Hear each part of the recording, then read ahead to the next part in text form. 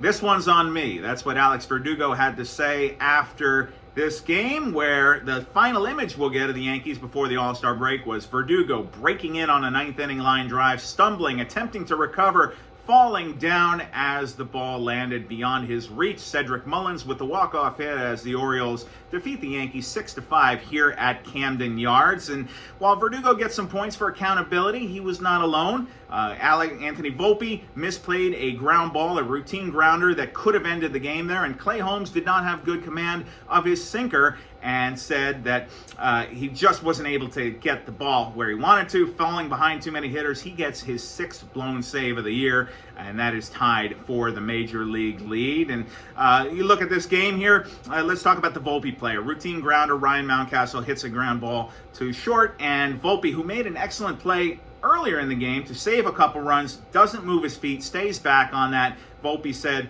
to me, that's a routine ground ball. That game has to be over. And I think we'd all agree on that. On the Verdugo play, Verdugo started in. It was a slicing line drive, Mullins going the opposite way, and really he just misjudged it. And, Aaron Boone said it's a play he should make. And certainly when you look at the entirety of Volpe and Verdugo, they've been two of the team's best defenders this year. They've made more good plays than bad ones, but defense letting the Yankees down in the ninth inning, and 2 of their most trusty gloves on the receiving end of that. Yankees go into the break 58-40, just 1 game back in the American League East, which sounds pretty good until you realize that they were 50-22 as the first team in the majors to reach 50 victories. So it has been a brutal slide here, a really tough month. They've won just 8 games since that point, June 14 in Boston, 8-18 over that span. And though they did take 2 out of 3 here at Camden Yards, that snaps the 8-series winless streak. And Boone said that he thinks his team is in a great spot as they scatter to the wins here. He acknowledged the rough weeks preceding this series, but really thought that they, quote, are starting to turn the corner. And stop me if you've heard that before, but he said it after the game.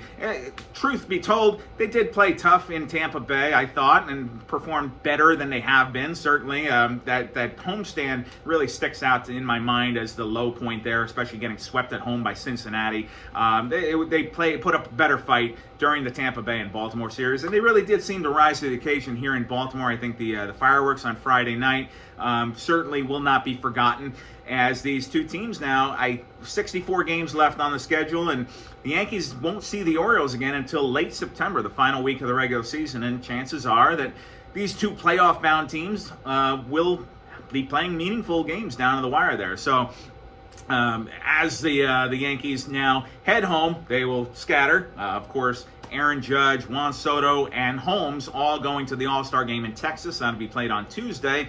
Otherwise, everybody going to try and get a little R&R, and Boone said he thinks the team needs it both mentally and physically, and return to action on Friday night against the Rays at Yankee Stadium, when Garrett Cole will be on the mound against the Rays, again seeing them once for the 2nd consecutive start. Otherwise, the Major League Draft is tonight.